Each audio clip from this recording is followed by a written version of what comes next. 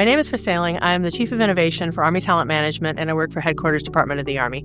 My role within the Army is to work with academia and industry and bring best practices back into the Department of the Army so we can provide better services for our soldiers.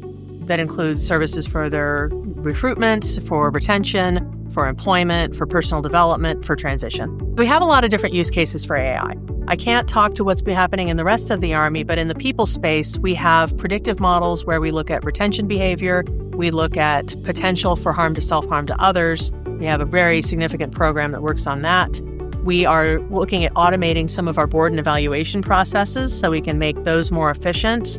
We look at insider threat detection. There are a lot of different things that we're doing right now in the people space. I think our challenges deploying AI in the Army are the same as a lot of organizations, and it's making sure that the data we have is AI ready. We have tons and tons of records, as you can imagine, over the courses of, the Army's 250 years old. We're celebrating our 250th birthday this year.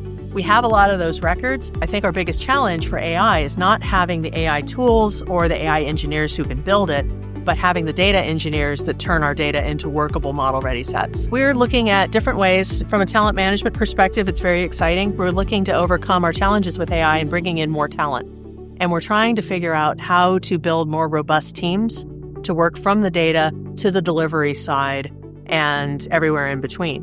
But I think we're also working on the other side with our data and AI literacy programs so that we can make the organization in general more data and AI ready. Documents and the soldier personnel record is probably the most important thing we maintain. We're required by law and statute to keep it for 68 years plus the life of the service member, because all of these things play into benefits, play into survivor benefits, play into family beneficiaries. We review awards and records for dozens of years after the service member's service so that we can make sure that they are honored properly, that they have received what they need in further service to our country. There's a lot of things that you can improve before you even employ AI. We use a variation on Gay Hendricks' pyramid that he pushed out in his book, The Big Leap. And that starts with a number of different zones he calls it the zone of excellence, the zone of competence, the zone of incompetence. The zone of genius is on the top. But what that breaks down to is looking at that zone of incompetence. What are the things that are repetitive, boring, and that we're not really good at, and create a lot of cost accrued if we get wrong? So I use the example a lot of forms. All of us have had forms that we filled out improperly, and we had to kick back and forth, and we wasted a lot of time trying to correct them, trying to route them to the right people. We're sending them over email. All of that should be eliminated through the use of AI.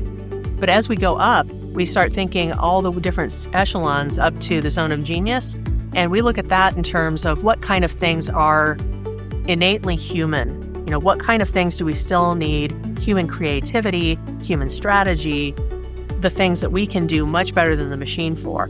Those are the things that we want to augment if we're writing strategies and speeches, and we have stream of consciousness. We can put that into AI and say, please organize this into an outline for me. AI isn't doing the task, but it's augmenting us in the task. So instead of kind of going back down to the bottom where we just plain want to automate it and make it go away. We're considering intelligent document processing in the soldier records, because everything that we have in those records, if we ingest it properly, becomes more data that we can use to make our systems more AI ready.